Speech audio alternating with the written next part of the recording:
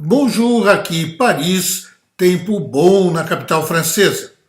Em 17 de maio de 1990, a Organização Mundial da Saúde retirou a homossexualidade da sua lista de doenças mentais. A decisão também eliminou o uso do sufixo ismo, desvinculando a orientação sexual da ideia de enfermidade. Não se fala mais homossexualismo, e sim homossexualidade. A data se transformou no Dia Internacional de Combate à Homofobia, 17 de maio. 5 anos antes, no Brasil, ou seja, em 1985, o Conselho Federal de Psicologia já havia deixado de classificar a homossexualidade como um desvio sexual. Orientação que foi reforçada anos depois, quando o Conselho estabeleceu regras para a atuação dos psicólogos. A orientação sexual dos pacientes não deveria ser considerada doença, nem distúrbio, nem muito menos perversão, algo a ser curado.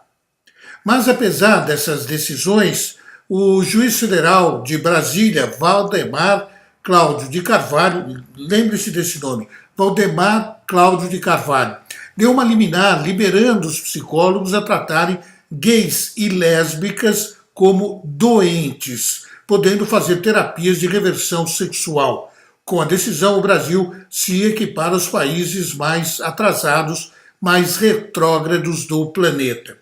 Para o Conselho Federal de Psicologia, que aliás deverá entrar com recurso, terapias de reversão sexual representam uma violação dos direitos humanos. E não só, não há qualquer embasamento científico. Vários métodos psiquiátricos de cura, entre aspas, da perversão, entre aspas também, foram sugeridos e testados. Entre eles, a castração, a terapia de choque e até mesmo a lobotomia. Nenhum teve o efeito pretendido, o que é óbvio, já que a homossexualidade não é doença. O Conselho Federal de Medicina tem esse entendimento também. No entanto, isso não impede que alguns líderes religiosos preguem soluções milagrosas ou terapêuticas para extirpar a homossexualidade dos fiéis. A palavra é realmente essa, extirpar a homossexualidade. A questão não está, na verdade, no fato de a homossexualidade ser uma doença, e sim no atraso cultural de boa parte dos brasileiros, os mesmos que forçaram o fim da exposição do Queer Museu. Esses sim, esses deveriam ser submetidos a terapias que os afastassem da extrema-direita. A discriminação já nos levou aos piores momentos da história e, ao que parece, não aprendemos absolutamente nada.